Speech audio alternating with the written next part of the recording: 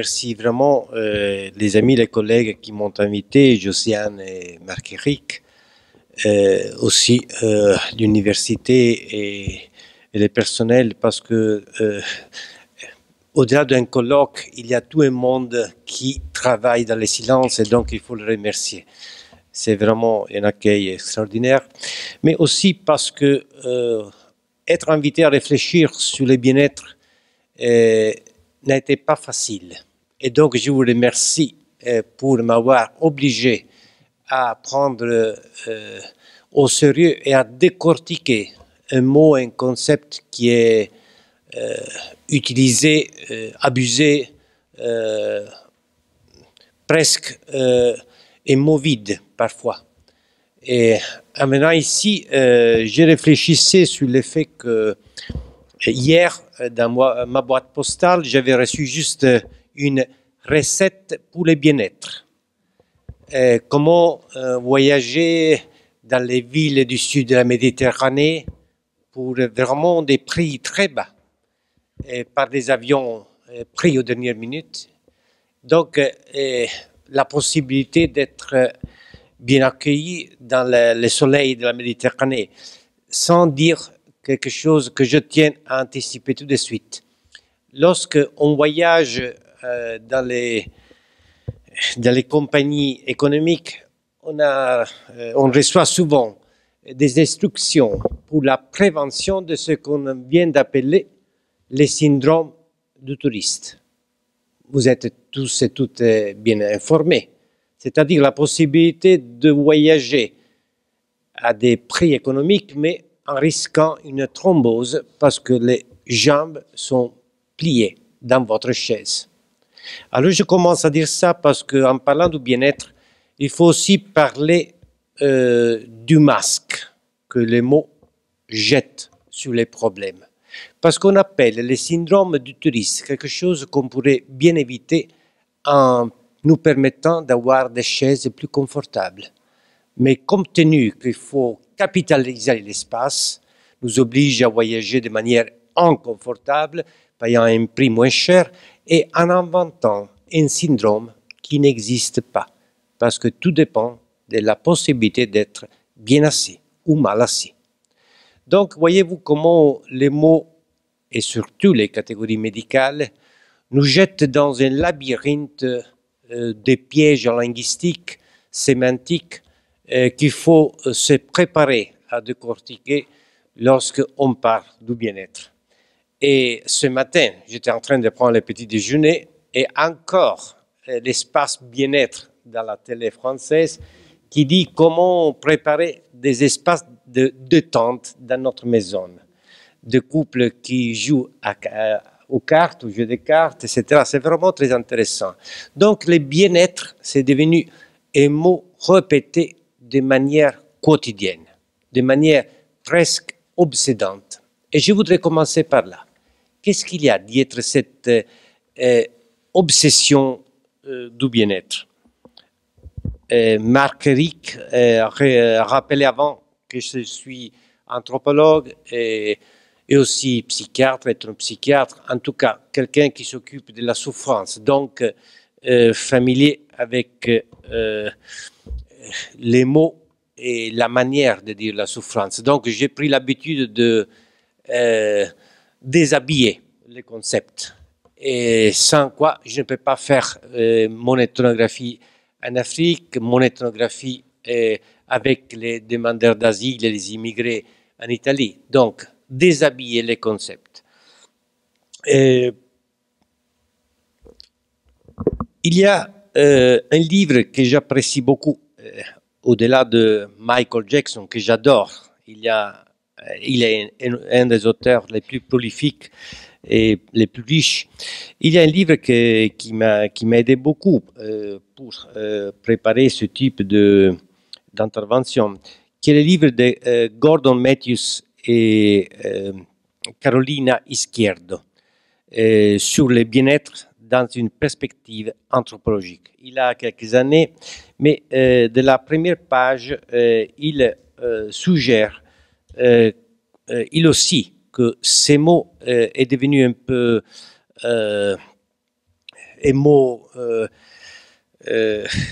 mots-clés pour comprendre la contemporanéité. Mais qu'est-ce qui se cache dans cette répétition, dans cette obsession, dans ce que j'appelle l'obligation d'être heureux? Je vais m'expliquer. Effectivement, le bien-être, le well-being, est d'abord un concept fondamental qui croise des domaines différents. Mais ça ne signifie pas que dans chaque domaine, il est utilisé de la même manière. Donc, pour nous, la nécessité de le définir, l'interroger dans chaque domaine de manière appropriée. Je peux commencer par la psychologie, qui est sans doute la discipline qui a étudié de manière plus profonde ces concepts. Et j'ai vu que en lisant les définitions que je trouve dans les textes classiques, les articles les plus cités, je reste débordé par la manière banale par laquelle on traite ces concepts. Je me pose la question, mais pourquoi écrire tellement de choses sur cette expérience, sur ces phénomènes, sur cette réalité que les gens du commun pourraient dire bien mieux que mes collègues, que nos collègues. Effectivement, la psychologie qui en parle est souvent une psychologie que je peux définir avec Fatali Mogaddam, une psychologie modulative. C'est une différence, c'est une définition qui a été donnée par ces psychologues iraniens en 1990. Fatali Mogaddam faisait la différence entre une psychologie modulative et une psychologie générative.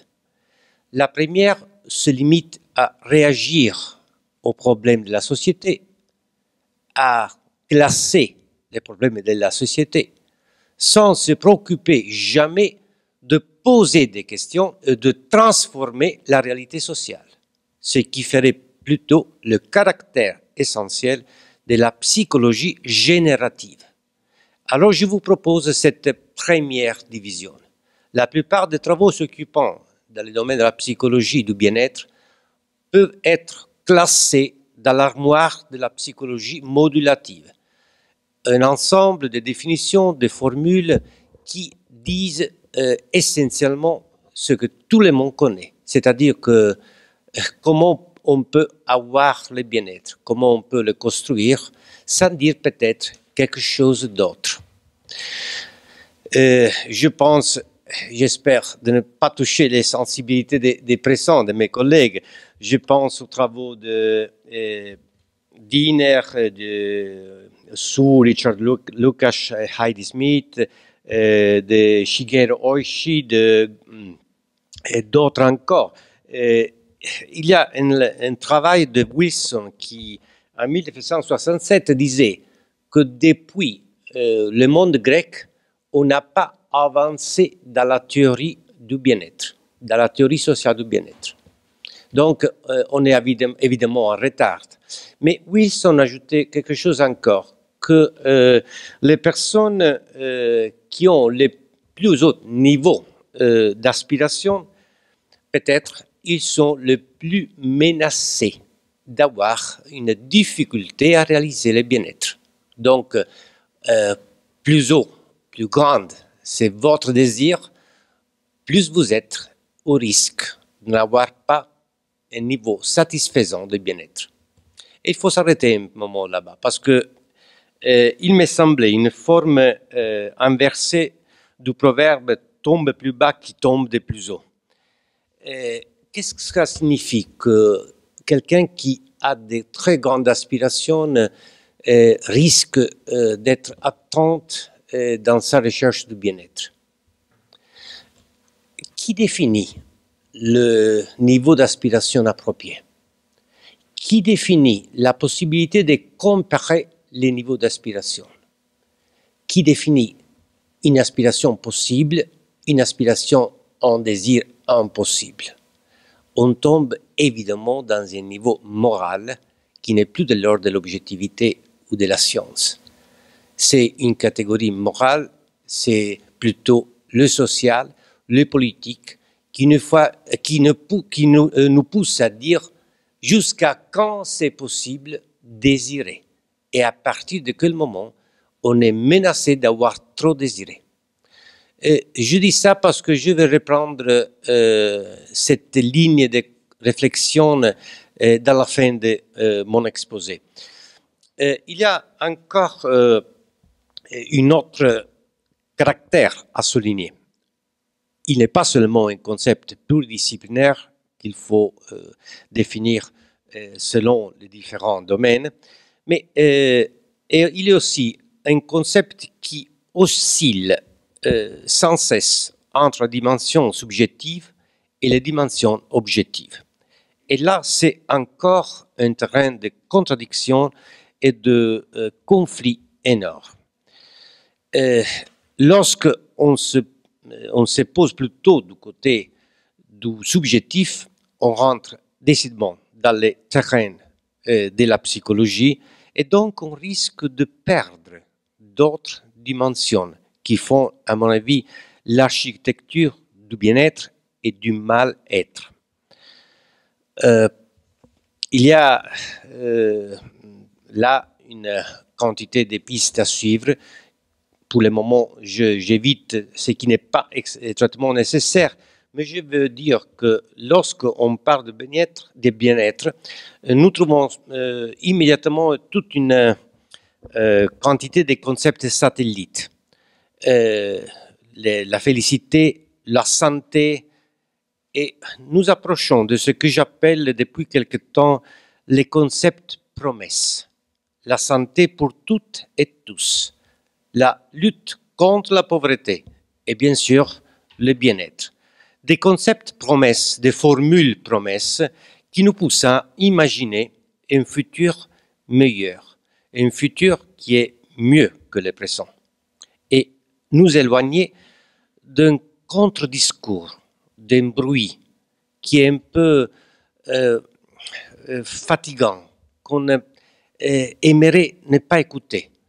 C'est le bruit de ce qui n'est pas heureux, de tout le monde qui proteste, qui souligne le problème des inégalités, bref, de qui n'est pas content, de qui prend son doigt sur les contradictions du présent et qui ne veut pas tendre le futur, qui ne veut pas être rassuré par les lignes du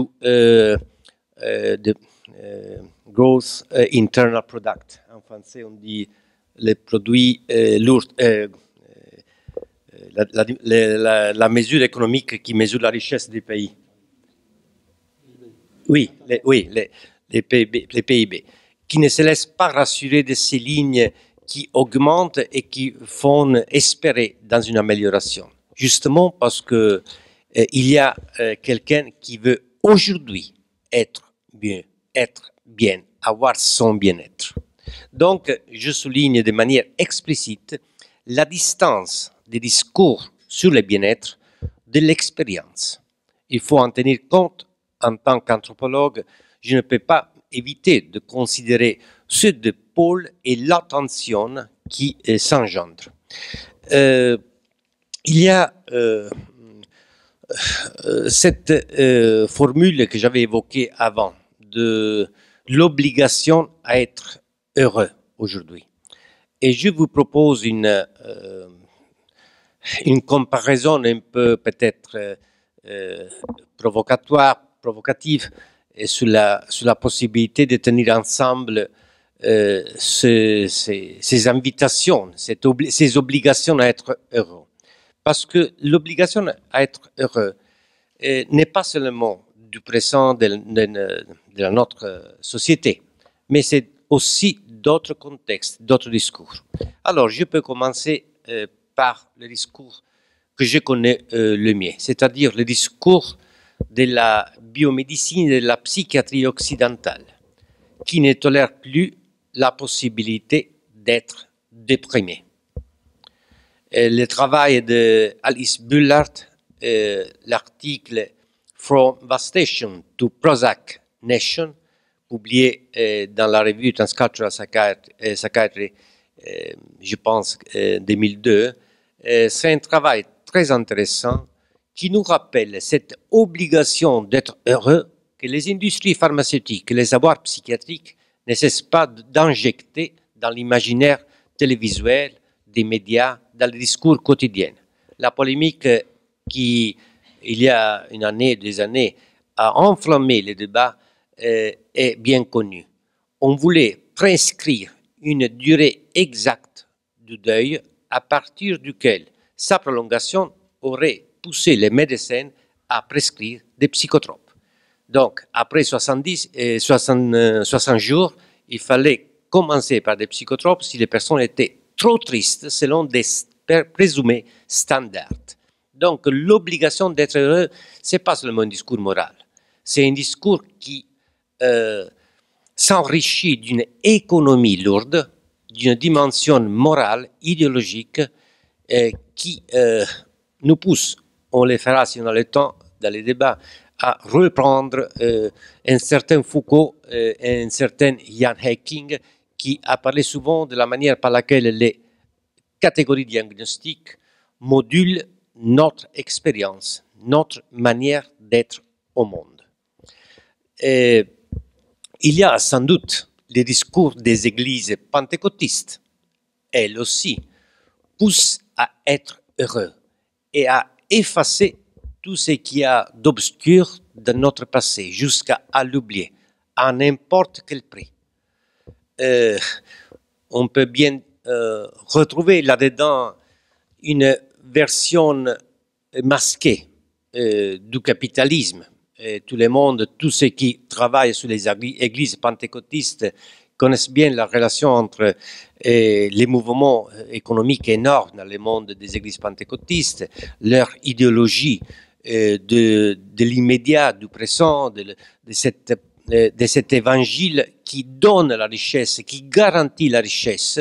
Donc l'obligation d'oublier les problèmes, d'oublier les traumatismes, d'oublier les passés obscurs, de regarder, de se considérer des nouveaux hommes, des nouvelles femmes, être, dans un mot, heureux. Mais il y a aussi un autre discours que je n'avais pas connu, ce livre, jusqu'à quand Ahmet İncel, un politiste turc, m'en a parlé il y a quelques jours à Paris pendant une rencontre organisée par les Fasopo, comme toutes les années, qui m'a suggéré de lire un livre qui s'appelle, en français, ça doit être Que faire des corps des djihadistes, de Rita Castoriano. C'est un livre qui réfléchit sur la question des martyrs, sur les corps ébranlés, exploités des martyrs des milices, des Daesh, etc. Et il y a un passage qui m'a beaucoup interrogé, je ne sais pas si j'arrive à le prendre tout de suite, qui rappelle justement ces images de happiness, de bonheur que les jeunes ont incorporé, ont introjecté pour accepter d'adhérer, de militer dans les milices djihadistes. Il y a toute une activité importante de la publicité faite au cours des années pour pousser les gens à y participer, qui font leur point d'appui sur la condition de bonheur, d'être heureux des militantes du djihad. Donc là aussi, une obligation, une invitation à être heureux jusqu'à faire de propre bien-être la tragédie des autres. Voyez-vous comment je suis en train de suggérer une autre ligne, c'est-à-dire que lorsqu'on parle de bien-être, on ne parle pas seulement d'un concept interdisciplinaire et un concept qui oscille entre le subjectif et l'objectif, mais aussi d'un concept qui est en soi porteur de conflits potentiels, parce que le bien-être n'est pas distribuable, je peux dire, de manière naturelle parmi tous et toutes, on peut avoir la volonté de s'approprier du bien-être, même au coût des autres. Mais en réfléchissant sur tout ça, et les mots de Josiane d'ouverture, lorsqu'elle parlait de la possibilité d'envisager des espaces, healing spaces, des espaces qui peuvent être importants dans le soutien au bien-être, m'a fait souvenir aussi d'une autre question que je vous suggère de lire, des travaux très riches de Vida Skaltans. C'est un anthropologue et un psychiatre qui a travaillé beaucoup en Lettonie sur la question des catégories, des diagnostics adoptés dans ces contextes. Le travail fait par Vida Skaltans sur les lettres, sur les dossiers cliniques des patients, avait lui montré une histoire bizarre du concept de neurasthénie dans ces pays. Un concept presque abandonné dans le langage médical et psychiatrique occidental. Il persiste dans la classification mondiale des troubles mentaux et dans la classification chinoise des troubles mentaux, mais il a été déjà effacé dans les manuels diagnostiques et statistiques américains des troubles mentaux. La neurasthénie connaît une histoire très très riche et moderne à la fois. C'est à la fin du 19e siècle qu'un psychiatre américain qui s'appelle George Beard, conçoit cette maladie en l'appelant littéralement maladie américaine, American Disease. Le stress des Américains à la fin du 19e siècle reçoit un espace dans la littérature médico-psychiatrique. La neurasthénie, c'est la fatigue, c'est le refus du corps de travailler. C'est cette faiblesse incompréhensible qui, à la différence de la psychologie de Pierre Janet et d'autres auteurs d'Europe, reçoit une articulation avec la modernité et l'industrialisation des États-Unis. Et ce qui est plus important, c'est une catégorie qui est encore une fois suspendue entre le biomédical, la recherche d'une cause, le moral, les soupçons qu'elle entraîne. Est-ce que cette personne elle est vraiment affectée par une maladie ou elle est simplement une personne qui se refuse de travailler? Et le politique. La neurasthénie connaîtra une évolution très intéressante. Rabinov, l'anthropologue que tout le monde connaît, qui travaille à Berkeley, a écrit sur la fatigue du corps machine humaine des pages très intéressantes. Mais la neurasthénie, ce n'est pas le seul motif de la difficulté du bien-être aujourd'hui. Au-delà des images que nous voyons tous les jours, il se multiplie à côté d'elles un contre-discours, un contre-imaginaire qui parle de formes de souffrance qui n'arrivent pas à être comprises, interprétées, traitées. La fibromyalgie, la chronic fatigue syndrome, etc., etc. Donc, plus on pousse, on nous invite, on nous oblige à être heureux, plus les corps se refusent de participer à ce théâtre de la bonheur. De quoi il s'agit? S'il s'agit de voir et de reconnaître dans les corps, dans la souffrance, dans la chronicité, une forme que je n'hésite pas, même en sachant que c'est objet de polémiques, à définir une forme de résistance. Ce trouble disent qu'il y a une partie du monde qui n'arrive pas et qui ne veut pas être heureux selon les standards qu'ils ont suggérés, qui sont placés sur notre corps. On nous invite à accepter des niveaux de prestations, mais le corps est dans l'impossibilité d'accepter cette demande. Alors, nous trouvons juste à côté des théories du bien-être tout un ensemble des motifs, des d'expériences qui nous disent que le bien-être est un terrain de conflit, de lutte. C'est plutôt qu'un simple concept, c'est une manière par laquelle une forme d'hégémonie masquée cherche à nous rendre heureux dans le monde dans lequel nous vivons. Vidas Koltons le dit très bien par rapport à la Lettonie à l'époque de l'occupation soviétique, parce que c'est la Lettonie soviétique qu'il avait pris en considération. La neurasthénie n'était pas simplement la définition d'un corps souffrant. Elle était aussi un diagnostic de compromis, parce que le régime soviétique ne pouvait pas accepter que les gens n'étaient pas heureux lorsque le socialisme avait été réalisé. Être déprimé était déjà une source de soupçons.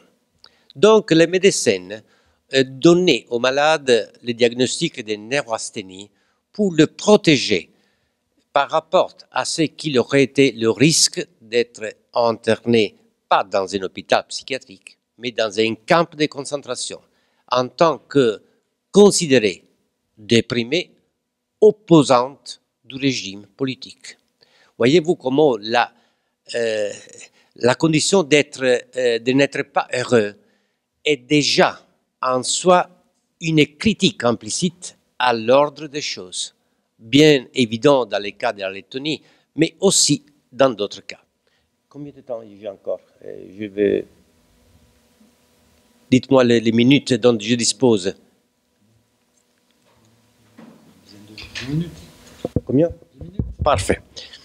Et dans les livres que j'avais évoqués d'abord, de Matthews et Izquierdo, il y a deux chapitres très intéressants qui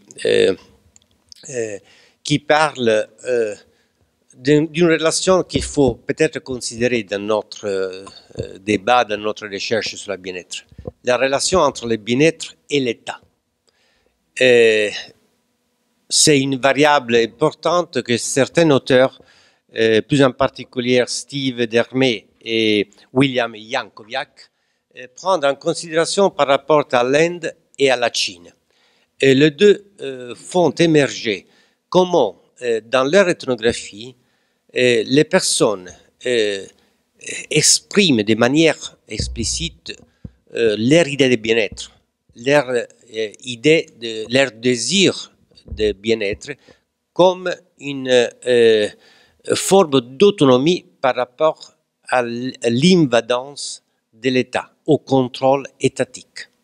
Donc, avoir du bien-être signifie avoir la possibilité de choisir, et de choisir ce que je pense être la meilleure chose pour moi. Et s'ouvre là un terrain énorme. Parce que le bien-être, lorsqu'on le considère par rapport à la question étatique, c'est pas seulement une question de culture, mais c'est quelque chose qui est évidemment de l'ordre du politique. Donc, parler bien-être, du bien-être, c'est évidemment rentrer dans un terrain de conflit, de contrainte. C'est donc faire un discours de type politique. Avant d'arriver là, là-bas sur la question de l'État et du politique, je ne peux pas m'empêcher de mentionner de manière très rapide la difficulté de concevoir une fois pour toutes la notion de bien-être, parce que c'est la multidimensionnalité de ce concept qui fait problème et qui est le problème. Peut-être parmi vous, il y a quelqu'un qui est familier avec les recherches concernant les minorités, les aborigènes d'Australie, du Canada, d'autres pays qui ont d'ailleurs un niveau de vie très haut et qui connaissent une montée impressionnante des suicides. Alors, lorsqu'on parle du bien-être, nous avons parlé de l'obligation d'être heureux, de on risque dans quelques années d'être tous et toutes vaccinés par des antidépresseurs. Mais comment on peut expliquer ce taux très élevé de suicides parmi des jeunes, parmi des adolescentes dans les minorités? Et là, bien ou mal, on est obligé de retourner sur ce concept très malheureux qui est devenu le culturel. Pardonnez-moi, je rigole, parce qu'en France, comme moi je le disais à Paris, ça fait quelques jours, lorsqu'on parle du culturel, on rentre dans un terrain un peu nerveux. Alors je disais à mes amis, je voudrais volontiers soigner votre pays, parce que il ne passe pas un jour qu'il y a toujours quelqu'un qui signe une lettre et une autre liste des signataires d'une contre-lettre. Je fais référence évidemment à cette bataille qui s'est développée récemment entre les 80 psychanalystes qui ont signé contre la montée de la décolonisation, du décolonial, les indigènes de la République, et les autres 120 qui ont contre-signé un document. Donc là, c'est vraiment quelque chose que je dis en riant, en rigolant, mais c'est très sérieux. Il y a quelque chose que dans ces pays empêche de parler de la culture d'une manière tranquille. Et ça, pour moi, est devenu, en tant qu'anthropologue, vraiment une question très sérieuse. Et je dis, il faut passer par le culturel parce que les recherches qui ont été menées auprès des minorités au Canada, en Australie et ailleurs, répètent toujours la même chose. Les minorités et les adolescentes sont exposées au risque suicidaire de plus en plus à partir du moment quand ils sont écorcés de toute autonomie par rapport aux formes de l'éducation, au modèle de santé, de thérapie dans les hôpitaux, ou bien aux formes de sécurité sociale, de police, là où les communautés ont réussi à garder ce que les chercheurs définissent cultural continuity, une continuité culturelle, ils ont réussi à baisser, à réduire les taux de suicide. Pensez-vous que parmi les aborigènes du Canada, les adolescentes dans les communautés inuites qui sont à côté des grandes villes se suicident 8 fois plus que les jeunes blancs des mêmes villes?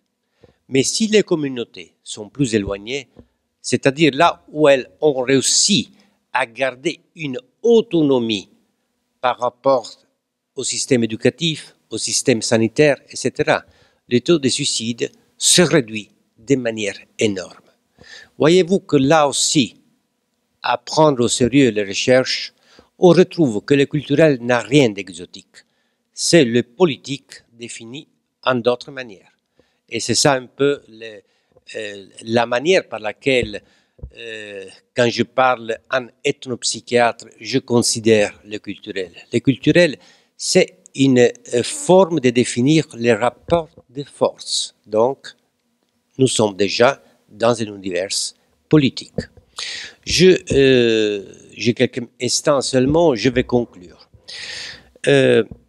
J'avais cité les travaux de l'anthologie de Matthews et Izquierdo, et en particulier les travaux de Jankoviak sur l'équivalence entre bien-être, autonomie par rapport au pouvoir des États, à l'invadance, au contrôle étatique. Déjà, des collègues, des chercheurs psychologues avaient souligné cette relation, même si il l'avait considéré de l'autre côté, c'est-à-dire la nécessité que l'État prenne en charge le bien-être de ses citoyens. Mais ça, c'est quelque chose que nous connaissons très bien. Nous sommes familiers avec le biopolitique, le concept biopolitique.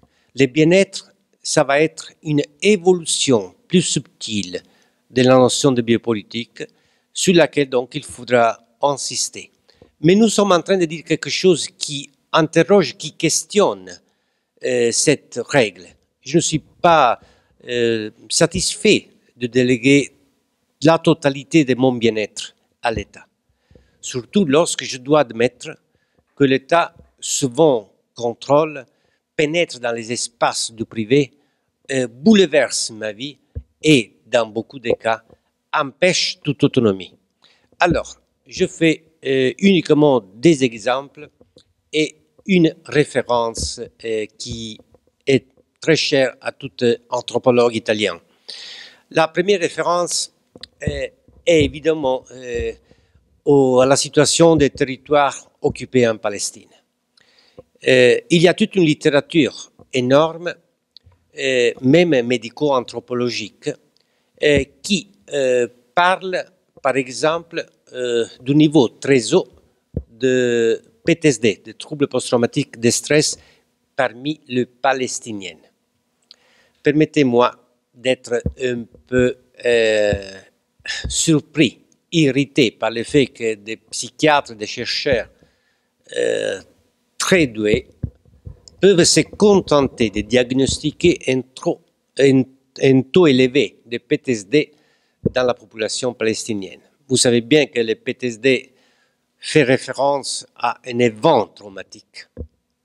Mais réduire à un événement traumatique la condition d'une population qui ne peut pas bouger sans être autorisée, qui peut rester 2 heures bloquée dans les checkpoints, où les femmes ont avorté, où le temps est paralysé, le temps est, à mon avis, une médicalisation obscure et menaçante que tout chercheur doit questionner et critiquer. Mais l'image qui plus me préoccupe, je viens de la critiquer dans un article, dans une review qui sera publiée bientôt, c'est le fait qu'il y a des experts internationaux qui arrivent à dire que les guerres, que les conflits, que la souffrance est une bonne occasion pour réimaginer les politiques des gouvernements, des États et les policies et par rapport à la santé, aux droits, etc. Et ça me semble une expression un peu cynique, comme si une guerre ou la destruction des droits humains serait la condition pour pouvoir réimaginer quelque chose en plus pour le bien-être des populations. Et je n'ai pas le temps de détailler, mais c'est des personnes, des collègues, des amis qui ont pu écrire ça, même des experts de l'Organisation mondiale de la santé. Ce que j'appelle l'humanisme réaliste, le réalisme humanitaire plutôt. C'est-à-dire saisir toute occasion pour faire des programmes de santé ou pour améliorer le bien-être, en oubliant ce qui demeure dans la mémoire et dans les corps des populations affectées par ce type de violence dans une temporalité que nous ne pouvons pas délimiter. Deuxième et dernier exemple, évidemment la question des demandeurs d'asile et des immigrés. Alors, si le bien-être est lié à l'autonomie, à la possibilité de bouger, et nous sommes en train de vivre dans un monde qui est de plus en plus un monde muré. Je n'ai pas le temps de développer les concepts, mais il y a toute une littérature qui parle de take-on-politics, les politiques des murs. Take-on, c'est le concept grec qui parle des murs. S'il y a un monde dans lequel la souveraineté est asphyxiée par le contrôle de la mobilité, on parle de kinetocracy, le contrôle, le gouvernement par la mobilité des autres. Comment nous pouvons penser le bien-être des personnes? Alors, le bien-être, ça devient ici une question politique énorme lancée contre un monde qui, des États-Unis à la frontière mexicaine jusqu'à l'Hongrie, partout, ne cesse pas de bloquer l'autonomie et la possibilité de bouger des personnes, des individus et des groupes. Et donc, le bien-être, ça peut être une catégorie fondamentale à jeter sur tant de débats qui ignorent ce type de menaces et ce type de blessures. Il y a un concept anthropologique que je voudrais mentionner. Les auteurs ne citent pas l'anthropologue italien parce qu'ils ne le connaissent pas, mais ils disent et de manière explicite que le bien-être est aussi la capacité d'agir dans l'histoire. C'est une expression qui avait été utilisée dans tout autre vocabulaire, dans toute autre époque, par l'anthropologue italien Ernesto De Martino. Lorsque dans les années 50, il disait que l'individu qui n'arrive pas à être dans l'histoire vit dans un état affecté. Il se trouve dans une condition expression qu'il avait repris par la philosophie allemande, dans une condition où sa présence est en crise. Il parlait de crise de la présence. Je pense qu'aujourd'hui, la menace d'une médicalisation généralisée de notre humeur, de notre liberté de n'être pas heureux, doit être questionnée jusqu'au fond.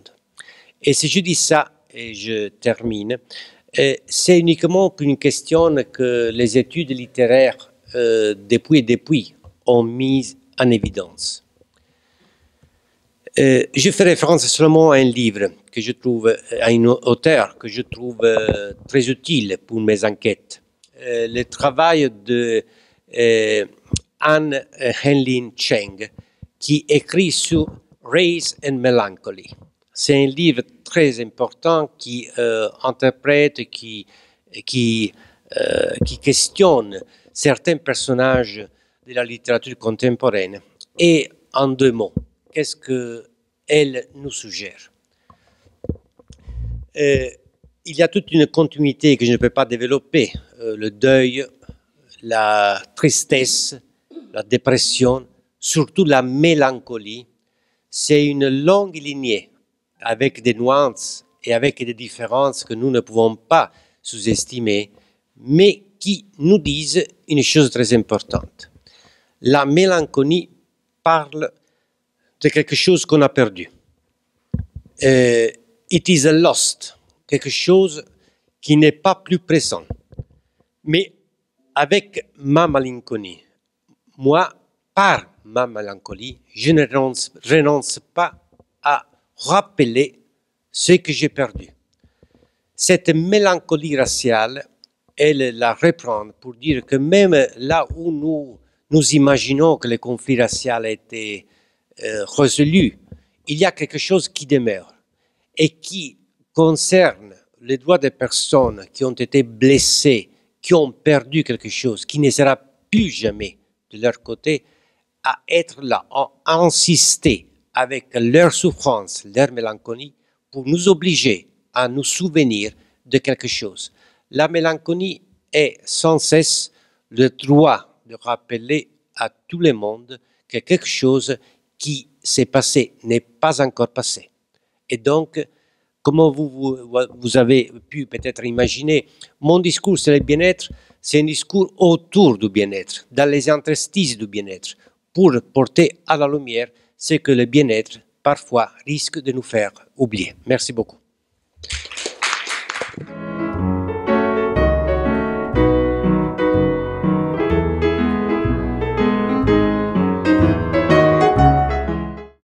Donc, merci de m'avoir invité dans ce colloque passionnant et la première intervention l'a montré. Et sur un sujet qui m'a troublée parce que il désigne plusieurs grands vecteurs tout aussi grandioses. Alors, Nord-Sud, je comprends bien Europe-Afrique plutôt, je comprends bien le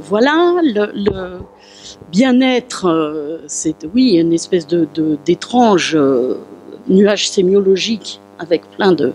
Et puis, pratique, pouvoir, pratique, etc. Donc, si j'étais un peu troublée, et je me suis dit, ce que je vais vous proposer, c'est une réflexion en 2 temps, puisque j'essaye de faire ce que moi j'appelle d'ethnophénoménologie, c'est-à-dire penser les choses en termes de situation. Et donc, En un premier temps, ma modeste réflexion sur cette notion de bien-être, des exemples de situations. Juste un point sur Nord-Sud, je pensais à ce bel article de Serge Danet où il disait à un moment, vous savez, le critique de cinéma absolument génial, il disait « Toutes les caméras sont au nord, orientées vers le sud ». C'est étrange parce que vous avez choisi Nord-Sud et il y a un rêve de Sud pour les gens qui étudient l'imaginaire culturel. On dirait le Sud, il y a des chansons. C'est-à-dire qu'à la fois nous savons que le Sud est suspect, en principe, si on lit les journaux, d'aller moins bien que le Nord, sous l'angle du bien-être, du confort matériel, voilà. Mais en même temps, il y a un rêve de Sud qui est où est-ce que partent les fugueurs du Nord, où est-ce qu'on, voilà, le désert, quelque chose depuis 100 000 ans, depuis 300 000 ans, quelque chose d'autre. Et c'est étrange parce que dans le même titre, vous avez renversé vous avez dirigé le rêve, les caméras, et vous le renversez. Donc, finalement, c'était un beau titre. On peut se perdre un peu. Donc, le bien-être. Pour moi, la difficulté, la première, c'est qu'il désigne quelque chose peut-être d'individuel. Ça veut dire, on a envie d'être bien, etc. Et en même temps, ça désigne évidemment quelque chose de collectif. Et là, il faudrait peut-être, et moi je suis tout à fait d'accord pour la critique du mot, et vous vous souvenez de cette phrase de Jacques Katz, il a dit « Les mots sont là pour la longévité des dictionnaires, mais on ne vit jamais en fonction des mots, c'est après coup. » Et donc, il faudrait peut-être des mots différents. Et donc, juste au plan individuel, on pense tout de suite bonheur, malheur, satisfaction, etc. Et dans les quelques travaux que j'ai faits, quand j'étais en situation de me rapprocher, mais pas d'un point de vue psychiatrique, d'un point de vue d'ethnologue, donc j'ai constaté, donc voilà, c'est une hypothèse encore, mais il y a quelque chose d'indécidable. Pourquoi ? Le même adolescent que je suis dans ces fêtes nocturnes, dans mes travaux d'ethnologie sur les ivresses juvéniles, donc, à minuit, à midi, il a dit « Je suis heureux, je viens d'avoir mon bac, mes diplômes, la femme de ma vie m'a dit qu'elle m'aimait, j'ai hérité, j'ai gagné au gros lot. » Bref, il est très content. À minuit, il a bu, il sanglote, il est à côté d'un autre, complètement ivre. Et est-il heureux, est-il malheureux? Et à côté de lui, il y en a un qui sanglote, qui rit, qui sanglote. Tout se mélange. Et lui, il avait tout perdu. Il avait échoué au bac. Il avait été chassé par le père. Sa meilleure amie était partie avec le meilleur copain. C'était la catastrophe. Et il sanglote aussi. Il rit les minuit. À midi, l'un était heureux, l'autre était malheureux. À minuit, quelque chose s'était déplacé provisoirement à cause de l'ivresse, de la nuit, de l'espace nocturne dans lequel on s'enfonce, où on s'éloigne du jour. Tout ça, on peut travailler là-dessus. Il y a beaucoup. Et si c'est pas qu'ils sont, rien ne change, ne rêvons pas. Mais ça s'est déplacé parce que, à force de sangloter, le bienheureux se dit mais demain va être un autre jour. Ça ne va pas durer. Il a déjà des possibilités de se faire un peu de voir une ombre à l'horizon. Et celui qui est tellement malheureux dit mais je suis encore vivant. Il ne sait pas qu'ils sont ivres et déraisonnables. Ils sont très raisonnables en tant qu'ivres. Ils voient tout simplement avec l'ivresse, il est minuit, ils sont très seuls, la société s'est un peu obscurcie grâce à la phénoménologie nocturne, et dans cette solitude, est-on heureux, est-on malheureux, ça vacille, vous voyez. Et donc si je prends le sujet, et même par exemple les enquêtes, on dit êtes-vous heureux, comme dans les films de Chronique d'un été, êtes-vous heureux, disaient les enquêteurs, des gens qui ont fait le film, Jean Rouge, Edgar Morin, il court après, et les gens disent, mais ils sont fous ceux-là, qu'est-ce que, dans les années 60, on courait dans la rue pour dire, êtes-vous heureux? Et les passants disent, ils sont fous, qu'est-ce que c'est cette question? Ils sont fous. Bon. Et donc, si vous voulez, c'est une étrange question, parce qu'en réalité, en dehors de l'entaille, il y a vraiment la partie, on est malade, on est blessé, on est abandonné, on est trahi, on est malheureux. Bon, ça. Et puis de l'autre côté, pendant une minute, il y a un éclat de bonheur qui va passer, le temps d'essayer de le saisir avec les mots d'œuvre géniale. C'est fini, c'est complémentariste, on l'a perdu. Mais si vous voulez, de l'autre côté, il y a la joie du bonheur. C'est la liberté de l'individu. Moi, je n'y touche pas. Si vous voulez, mais entre les deux, vous avez 1000 possibilités. Une fois que le corps est un peu tranquille, le silence du corps, on peut dire « Ah ben, je suis à l'aise, je suis heureux ». Mais C'est le moment où, justement, le malheur du monde peut être perçu, où, voilà, où les angoisses collectives peuvent se mettre à flamber, et du coup, retour des insomnies, retour du malheur. Alors, comment on va définir le bien-être? Et donc là, je vais un peu passer à une autre perception qui est plus collective. Et j'aimais bien, dans son cahier rouge, Benjamin Constant parlait de l'aisance. Donc, que veut le peuple? L'aisance. Qu'est-ce que l'aisance? C'est pas des richesses, etc. C'est ce niveau de confort minimum autour du corps. Bien sûr matériel, mais peut-être esthétique, et peut-être politique, et peut-être encore d'autres choses, on va en parler, qui fait que l'esprit, je dirais même la subjectivité corporelle est libre. Voilà. Et ça, que veut le peuple? Il veut cette aisance-là. C'est-à-dire cette aisance qui permet une espèce d'intériorité dans le colloque avec soi-même, tranquille. C'est-à-dire quand vous, dans la subjectivité corporelle entre soi et JE, entre soi et soi, dans ce moment où naissent pas encore formulé, pas encore explicité. Pour l'ethnologue, la pensée, c'est déjà être réveillé, donc déjà dans les regards, dans ces espèces dans ce que Françoise Héritier appelait le sel de la vie, la perception du sel de la vie, voilà, un éclair de couleur par ici, une nuance, la nuance qui est un abîme, et bien à ce moment-là, cette chose-là est libre. Si j'ai l'aisance, c'est pas la liberté au sens, j'ai écrit ton nom sur un mur avec mon sang, c'est pas la liberté au les libertés, etc., pour lesquelles, évidemment, je suis pour les libertés, mais c'est cette espèce de moment phénoménologique du réveil où le corps étant silencieux, l'interaction entre le cadre, le contexte en situation présente en temps réel est multiple, riche, varié, compliqué, et à ce moment-là, aucun chercheur en sciences sociales peut dire « Tiens, cet être humain, je vais le situer là », parce qu'il est un peu ailleurs. Parce qu'il y a cet espace de réflexivité qui se met à flamber, qui se met à fleurir. L'enfant, quand il s'ennuie un peu à l'école, etc., quand on le laisse tranquille. Et donc, moi, je sauve la notion d'aisance, honnête aisance, dit Benjamin Constant, qui est ce que voudrait le peuple. Mais le pouvoir veut que le peuple fasse la guerre. Donc, il faut mentir au peuple, il faut lui faire peur, il faut lui enlever son confort. Il faut lui enlever son confort, je dirais la morale quand même. Il faut lui enlever sa solitude et il faut lui mentir, lui construire l'ennemi pour qu'il fasse la guerre. Sinon, le peuple, il ne veut pas faire la guerre. C'est dans Benjamin Constant, c'est dans les cahiers rouges. C'est vrai, des belles lectures. Donc, si vous voulez, cette honnête aisance nous oblige à réfléchir à une chose qui, moi, m'intéresse beaucoup, qui est la question de l'inconfort. Donc, on sait, c'est les études classiques, hein, qu'il y a d'ailleurs internationale entre misère et pauvreté, etc. Donc la misère, quelles que soient toutes ces définitions, je suis sûre que vous les connaissez bien mieux que moi encore, c'est quelque chose qui, au plan de chaque minute de vie, vous dérange. Donc moi je travaille beaucoup avec les personnes chassées du dedans, dans les rues de Paris, donc les SDF, etc. C'est les choses qui grattent, les choses qui font mal, les choses qui sentent mauvais, les choses qui sont entre des cadres où vous avez à la fois des vieilles ronces, du vieux béton lépreux et 3 punaises, etc.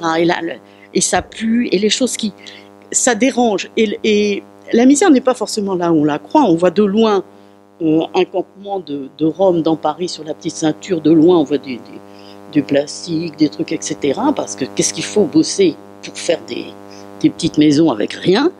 Et dedans, si on les laisse tranquilles plusieurs mois, extraordinaire, très différent. Encore faut-il accepter d'aller dire bonjour, etc. La misère n'est pas forcément là où on croit, dans la roulotte. La misère n'est pas forcément dans l'œil de celui qui dit « Oh, voilà la misère ». Mais la misère, elle est dans la vie physique, réelle de chaque instant qui fait que tout est inconfortable. Et nous avons appris récemment une collègue de l'université qui elle, a appris que 3 de ses étudiants dormaient dans leur voiture.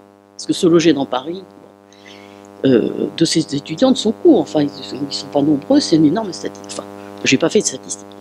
Mais vous voyez l'inconfort de je dors dans ma voiture, je vais au cours, comment je vais me laver, bon, il y a les chiottes à tel endroit, à telle heure c'est ouvert, j'y vais. Vous voyez, La misère vous dévore l'espace intérieur de la subjectivité corporelle et phénoménologiquement appropriée, si vous voulez. Être soi avec soi, entre le JE et son prénom. Vous voyez, qu'est-ce que c'est que d'être soi? C'est plus porté par le visage que par la plante des pieds. Qu'est-ce que c'est que d'être soi dans son corps? Bon, mais si ma plante des pieds est nue sur des ronces, ça devient moi. Mais vous voyez, le bien-être touche cet étrange espace entre la conscience réveillée d'être soi et ce qu'il y a de plus organique dans son propre corps. Et quand ça s'est dérangé, d'ailleurs, les gens qui sont dans des situations de confort extrême, être dérangés, ils détestent l'idée d'être dérangés. Ils voient des films horribles, confortablement installés dans des fauteuils moelleux, ce qui est extraordinaire, l'inconfort d'autrui comme source exquise esthétique de se sentir exister. Mais eux, une mouche, une piqûre de guêpe, hurlement, horreur absolue. Être dérangé, c'est une des choses les plus détestées par par les sensibilités qui ont le bonheur de jouir de la douceur du luxe. Parce que qu'est-ce que le luxe, de mon point de vue? C'est une succession de choses très douces entre le corps et l'extérieur. Les délicieux sous-vêtements, les draps de soie exquis, les tentures délicieuses, les espaces immenses des pièces, les grands parcs, les trucs d'affaires, les maisons, les voitures encore plus capitonnées, silencieuses, qui filent vers des maisons encore plus belles au moment des vacances.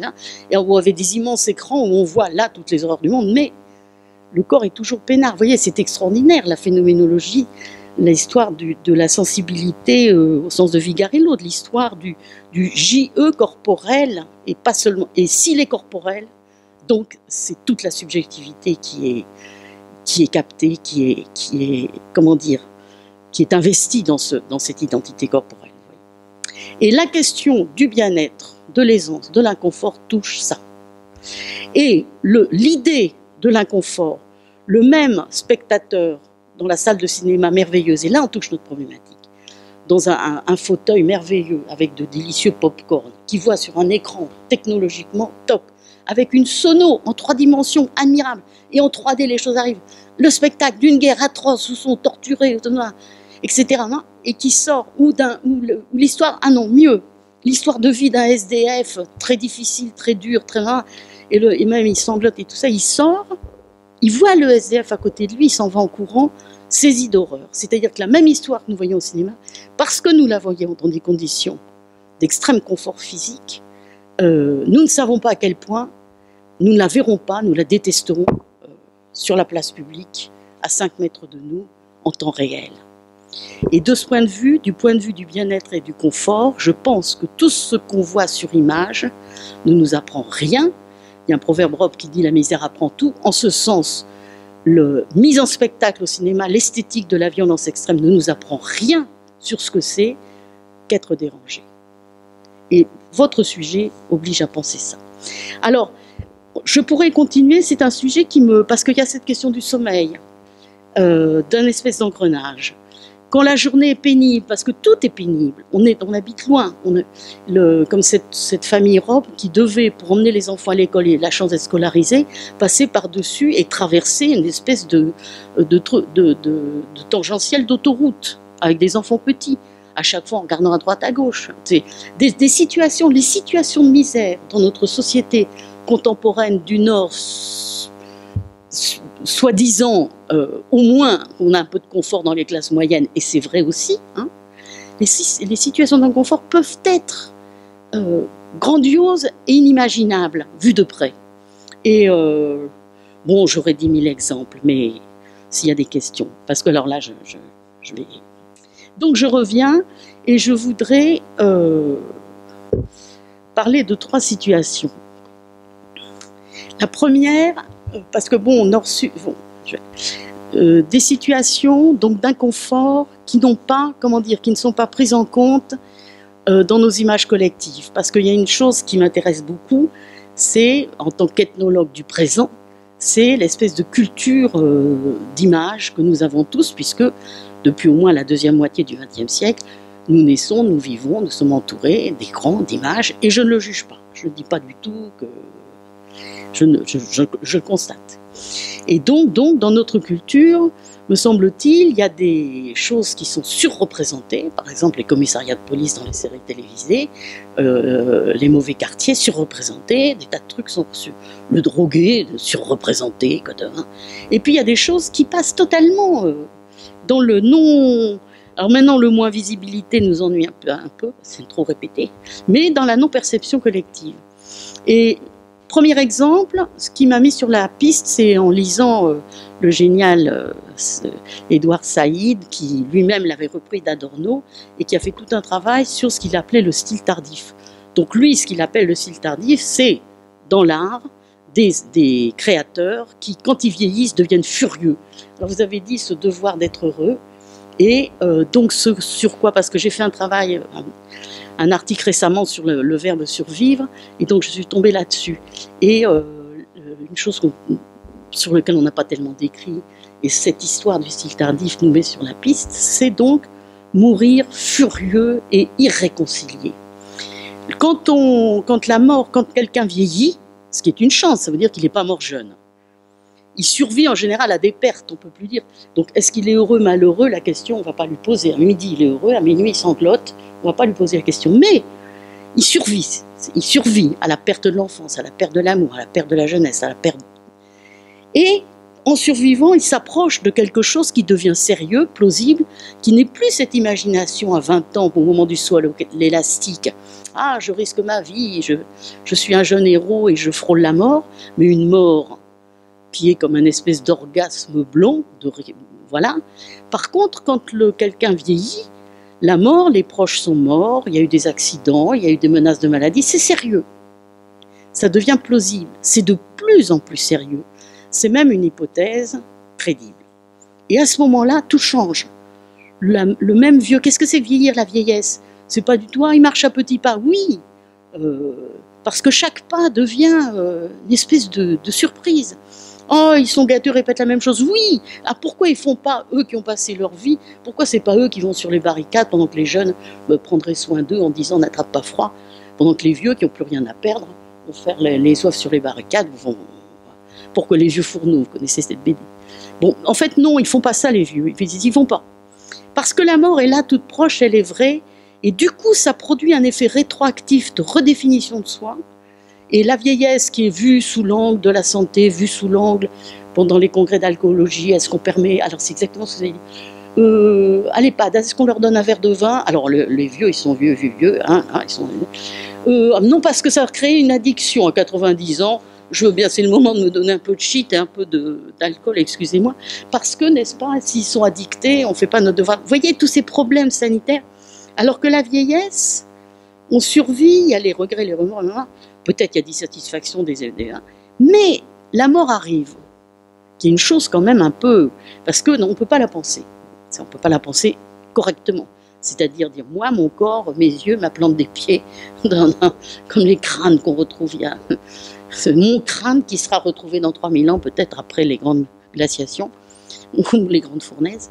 Et donc, si vous voulez, l'idée d'une période d'inconfort majeur, psychique, bien avant d'être physique, et philosophique, au sens où la philosophie, c'est quelque chose qui s'invente dans toutes les classes sociales pour donner du sens à la vie, et c'est qui rentre dans la réflexivité. C'est pas quelque chose qu'on apprend chez les philosophes, mais c'est le rapport à soi-même et au sens de sa propre vie, et ça, tout le monde, évidemment, se pose cette question. Et de ce point de vue-là, l'idée qu'il est plausible, que loin d'être heureux, faisant du yoga, ne buvant pas trop, ne prenant pas de shit et mangeant 3 légumes par jour, 5 fruits et légumes par jour, donc que les vieux fassent du piano, du vélo, rient, et une sexualité, etc. Ils meurent furieux. Rien n'a été consolé. Tous les grands problèmes, les révolutions dont il a rêvé, non seulement elles n'ont pas eu lieu, mais pire, elles ont eu lieu et elles sont tournées dans l'autre sens. Et les trahisons ont eu lieu, et le négatif de la vie qui tout à coup, etc. Et l'idée, et donc c'est des... Voilà, je voulais juste vous faire approcher de ce moment de non-bien-être qu'on a du mal à penser parce que c'est la mort, c'est le sérieux de l'hypothèse de la mort qui oblige l'être humain qui n'est pas vieux, qui n'a pas d'âge, à penser sa vie différemment. Et tout à coup à devenir furieux parce que rien n'a été résolu, rien n'a de point à la ligne. Et on va partir quand même sur ce champ d'inachèvement. Donc chez Édouard Saïd, c'était sous l'angle de l'art. Moi, je voulais tordu sous l'angle de l'ethnologie du contemporain. Donc, on pourra en discuter, il y aurait beaucoup de choses à dire. Deuxième situation qui n'a absolument rien à voir, et je rejoins la problématique de la fatigue et non reçue des femmes, parce que c'était au cours d'une enquête à Montreuil, où j'étais donc proche des communautés maliennes, vous savez, la communauté malienne de Montreuil, la plus grande ville malienne d'Europe, etc. Donc le sud est dans le nord. Et comme vous le savez peut-être, si vous êtes promené, il y avait cette espèce d'usine de piano occupée comme un village. Enfin bref, il y a beaucoup de travaux, il y a beaucoup de descriptions. C'est quelque chose d'assez extraordinaire qui date d'avant la situation horrible qu'il y a en Europe, en France et en Italie depuis 2015. Tragique. Donc c'était, si vous voulez, une gestion difficile entre le village et le centre à Montreuil, de famille à famille, etc., de liens entre les migrants et l'endroit qu'ils quittent, liens qui sont reconfigurés par la possibilité, évidemment, d'Internet, ce qui produit plein d'effets. Mais c'est pas ça dont je voulais vous parler. Donc, dans tous les travaux qu'on peut lire, d'ethnologues, et en visitant les CMP où vont les mamans et les enfants, et en se promenant dans Montreuil, en écoutant un peu, moi je ne fais pas d'entretien, mais je fais Cosette. Mais j'essaye d'être attentive à la communication non verbale en situation. Donc c'était une enquête sur la notion d'insécurité, un organisme de recherche. Et j'entends cette histoire, donc c'est comme un puzzle, et je l'entends de la part de plusieurs, comme les rumeurs, qu'on entend dans la rue, on se dit que c'est que cette chose bizarre. Donc que les petits-enfants africains, comme ils sont tout petits et tout minces, ils passent dans les fenêtres, dans les barreaux, etc. Et ils ouvrent la porte des pavillons pour que les grands frères aillent voler. J'entends cette histoire plusieurs fois, donc il y a 5 ans. Évidemment, quand on voit les archives des faits, si vous voulez, auxquels on peut avoir accès, ou on va voir l'établissement des faits, il y a beaucoup de gens qui travaillent à Montreuil, rien ne se passe comme ça. Qu'est-ce que c'est que cette histoire de petits frères? Première pièce du puzzle, irrésolue. Donc, à un moment, donc, je vais au CMP où vont donc, bien sûr, je vois les communautés maliennes de tous les âges, mais surtout les extraordinaires associations de femmes qui font des jardins sur les toits, qui font les femmes un peu âgées. Bref, je n'ai pas le temps de tout vous raconter. Et quand je vais au CMP, je vois les jeunes femmes africaines, jeunes, avec les enfants, elles dorment.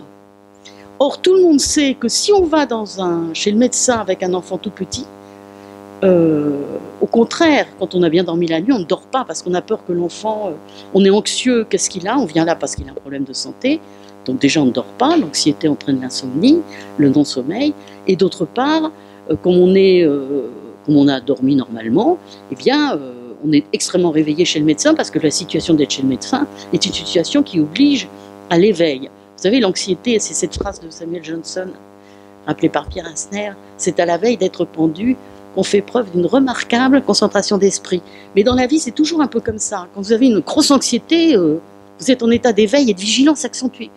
Et dans une seule journée, pour l'ethnologue, on passe d'un moment d'intensité de vigilance à des moments de demi-sommeil, etc.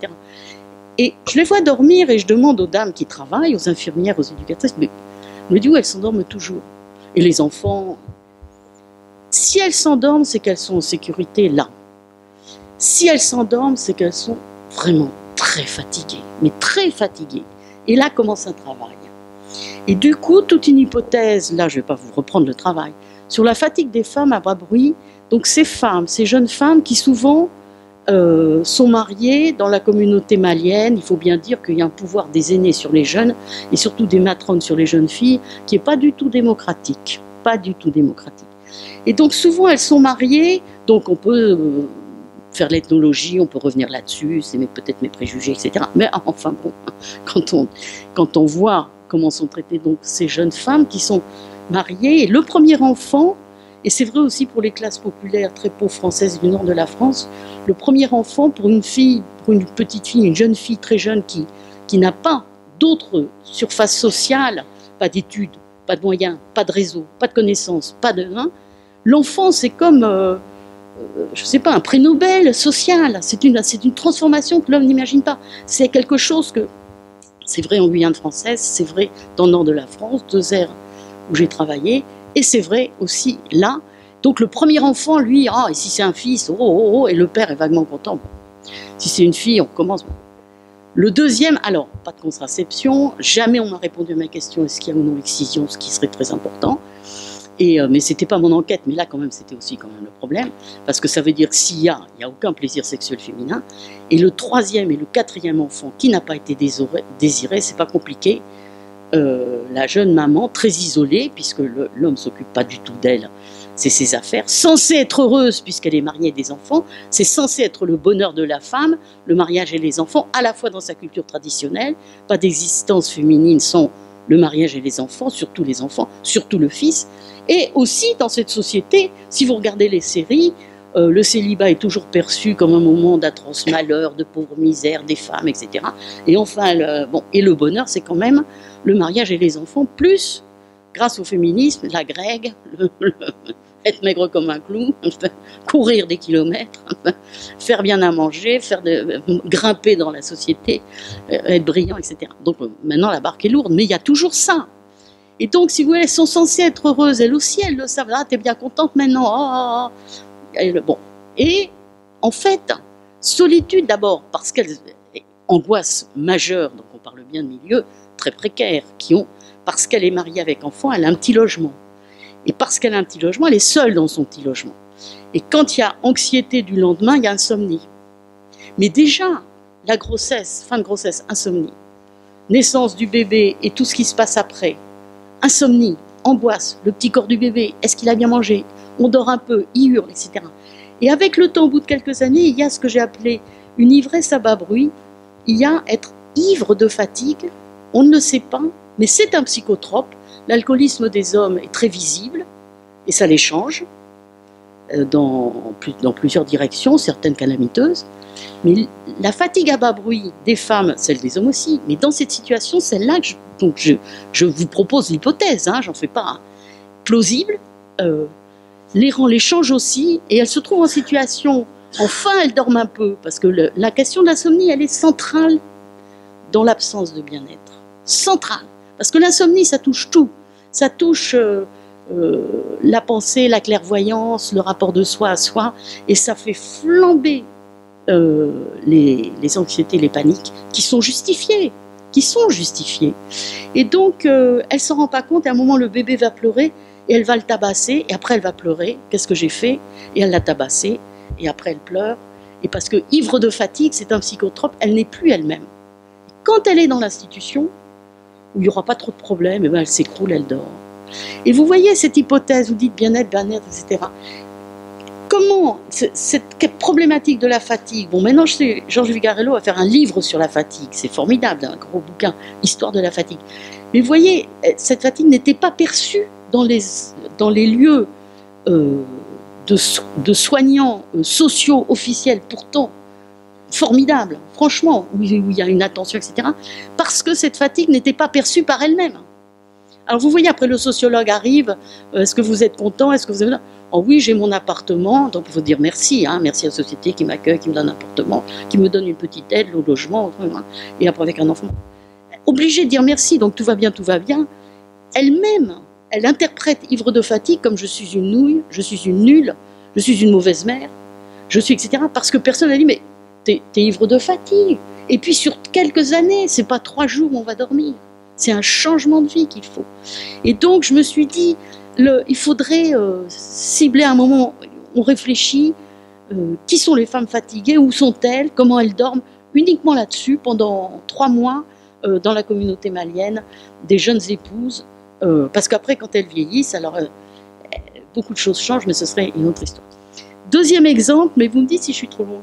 Peut-être c'est la fin. Deuxième exemple, le hasard a fait que j'étais en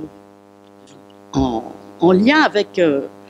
donc c'est dans le 93 toujours, un jeune adulte d'une trentaine d'années, migrant plutôt des régions du sud oriental, qui avait eu des ennuis avec la justice et avec lequel on avait donc un échange. Ce jeune homme de 30 ans, vivant dans le 93, voilà ce qu'il avait fait. Un soir, pris de boisson à 18h sur le quai du RER. Et ça, c'est l'exacte vérité, parce que nul scénario ne l'inventerait, on dirait c'est trop gros. Voir une personne devant lui de sexe féminin avec un jean moulant et met la main sur le postérieur de la dame qui était devant lui. Il n'a pas pu s'en empêcher, il était sourd. Elle se retourne, il se trouve que c'était une policière en civil qui rentrait chez elle. Elle lui fait une clé, elle le menotte, il se débat, bref, garde à vue. Aucun espoir de... Mais dans ce cas précis, si vous voulez, les policiers, bon, il n'y a aucun antécédent d'alcoolisme, aucun antécédent de rien du tout. Il était plutôt hagard et plutôt complètement, en fait, prostré. Et donc, ça ne dure pas longtemps, mais c'est pour ça qu'on est en interaction, moi et l'équipe, avec cette personne, si vous voulez. Et voilà le récit. Et je l'ai trouvé tellement significatif, bon, je l'ai un peu... il y a quelques travaux où je l'ai un peu travaillé, si vous voulez. Et je vous donne un peu... Il dit, ils sont 4 frères.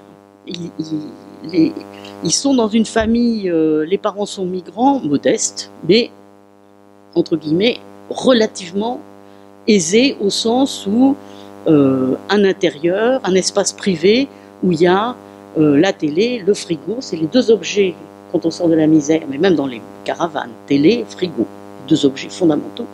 Et puis le canapé devant la télé. Et puis, bon, bref, la salle de bain, enfin, toutes ces choses qu'il n'y avait pas au 19e siècle, qu'il n'y a pas eu historiquement dans la majorité de la vie de l'être humain, Homo sapiens sapiens, il n'y a pas eu ça.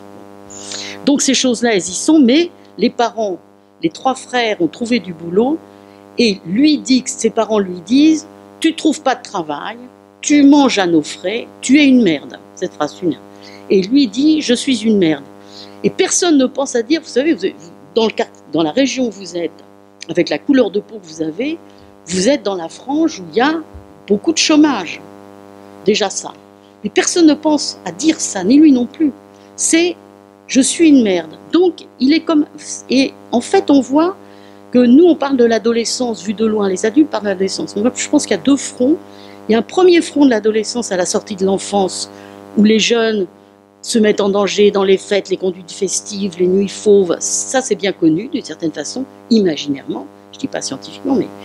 Et il y a un deuxième front, à 30 ans, ça y est, les fêtes sont faites, si j'ose dire, l'entrée dans la sexualité c'est fait, hein, mais pour un garçon, et là je suis une féministe qui défend les garçons, pour un garçon, ne pas avoir de boulot à 30 ans, dans ces milieux-là, cette culture-là, mais cette société-là, de solitude et d'individualisme, c'est un échec identitaire, c'est une blessure cuisante qui s'envenime. Il dit « je suis une merde ». N'ayant pas de boulot, le fameux triangle, un boulot, un travail, et le couple, former un couple, c'est foutu. Pour le garçon, alors que pour la fille, je suis féminine, pour la fille, c'est pas pareil. Si elle a l'enfant, elle est enceinte, ça lui permet une espèce d'existence, si vous voulez. Et puis elle est plus toute seule, etc. Mais pour le garçon, donc, pas de boulot, il reste chez les parents, je suis une merde. Il est dévirilisé, il est démasculinisé.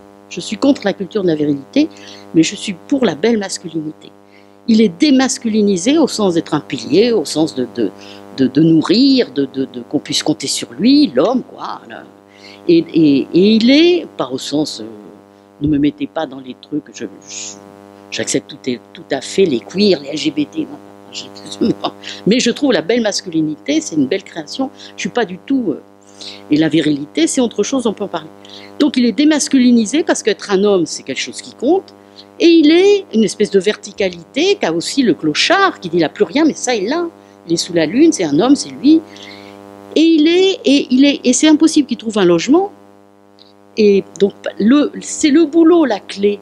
D'ailleurs, les jeunes qui sortent de prison, ils sortiront bien mieux s'il a un boulot, un logement. La hantise du social, c'est un logement, un boulot, un boulot, un logement. Mais c'est précisément les milieux où ça fait défaut, pour des tas de raisons sociologiques, mécaniques, structurelles, que c'est là que ça fait défaut. Bon. Et donc, vous voyez, c'est une impasse. Et donc, ce garçon, dont je soupçonne qu'il n'a pas de boulot parce qu'il ne sait pas se mettre en avant, parce que c'est plutôt... Et j'en vois beaucoup dans le milieu de SDF avec lequel je travaille, ils sont tellement pas mis en avant, on pense toujours à ceux qui disent au toit de l'âge je m'y mets, mais il y a beaucoup... C'est pas l'alcoolisme, c'est pas les psychotropes, ça vient après, mais tout simplement, ils ne sont pas battus pour eux. Parce que peut-être ça les gênait, ils étaient peut-être de milieux très modestes, mais très élégants, très... Non, on passe devant, après toi je t'en prie. Enfin, sans réseau, sans arrière, toutes les portes leur ont claqué au nez, ils se retrouvent dans la rue, mais tout simplement, ils n'ont pas avancé, si vous voulez, du seuil. Ils sont restés sur le seuil, mais parce que c'est un peu infâme de rentrer dans la vie en disant, bon, toi de là, moi j'y vais, etc. Je vous dis des choses, vous vous dites, bon, elle cause comme ça, elle projette, mais si, quand on rencontre les personnes réelles, on le voit, ça, vraiment. C'est des choses qui ne sont pas justement dans les séries, qui sont dans les personnes qui sont extrêmement hétérogènes. C'est là d'ailleurs où la littérature rencontre le réel. Le réel a tellement de situations hétérogènes qui sont expérimentées que la littérature ne se trompe pas, la bonne, hein, en général, ne se trompe pas. Donc voilà, ça c'était mon deuxième exemple. Vous voyez que alors je reviens à la notion de situation. Je ne vais pas dire mon troisième exemple. Qu'est-ce que c'est que l'aisance? Être à l'aise. Donc c'est pas seulement le cadre matériel, mais c'est fondamental. Il ne faut pas avoir froid, il ne faut pas avoir faim, il ne faut pas avoir envie d'aller aux toilettes et il n'y a pas de toilettes. Il ne faut pas être sale, c'est gluant, on se dégoûte soi-même, tout le monde se repousse.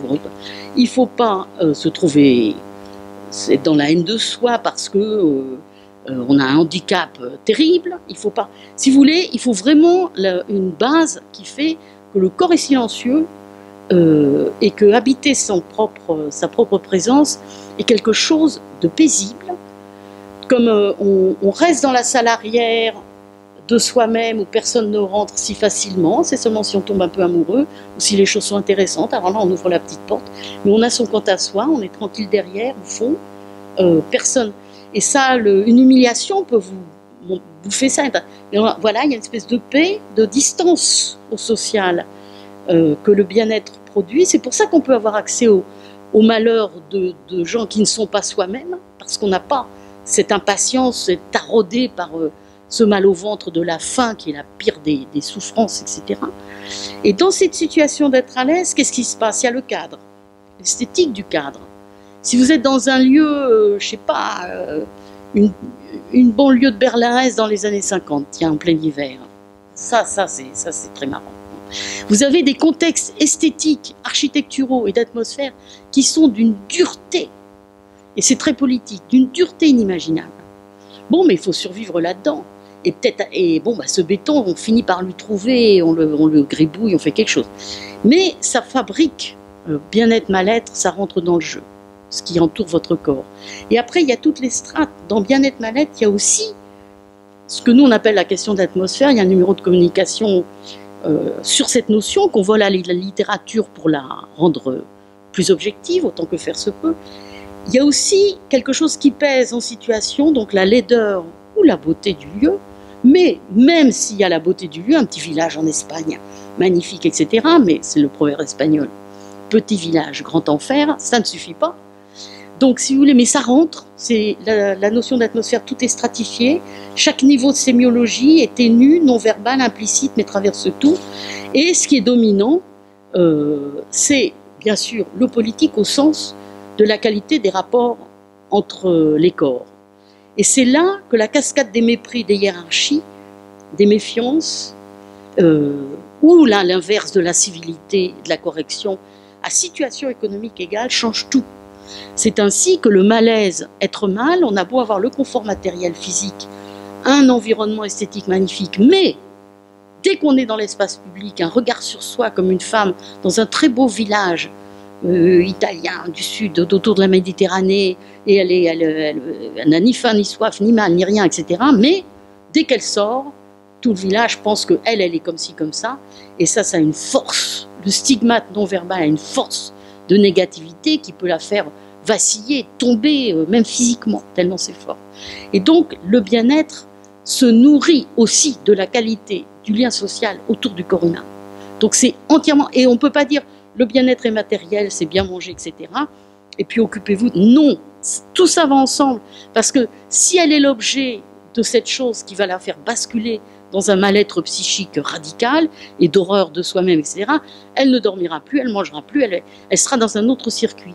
Donc vous voyez, je pense qu'il faut prendre la notion de bien-être, la mettre en situation totale, où vous ralentissez le temps en temps réel, vous laissez le temps de l'ennui, de l'indécision, et toutes les strates, et la question ensuite du monde derrière. Et même si on est très bien, le monde derrière le mur, le monde au fond de l'écran, le monde à l'horizon, quand j'ouvre la fenêtre, où il va, comment il va. Et cette question de l'anxiété collective liée à l'histoire du réchauffement climatique, etc., qui touche les enfants, mais qui nous envahit, même si on va très bien et qu'on a le bien, fabrique aussi du mal-être.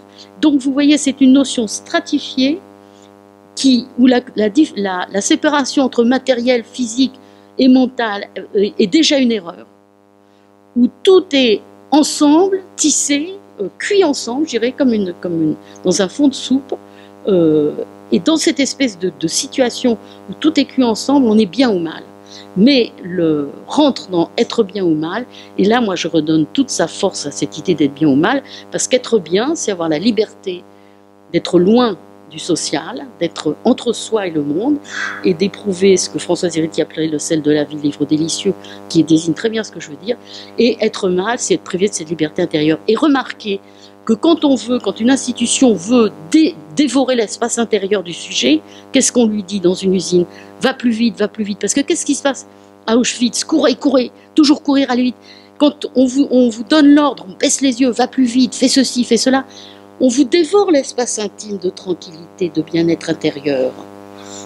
La discipline, c'est une façon, quand elle est impossible, toujours plus vite, plus loin, c'est une façon d'empêcher, non pas la liberté mais cette espèce d'état que produit le bien-être, de solitude en soi, de quant à soi, de domaine où on s'autoprotège un petit peu, parce que, voilà, qu'on n'ouvrira que quand il y aura ce que Vladimir appelait dans l'instant les grandes occasions de la vie, et où finalement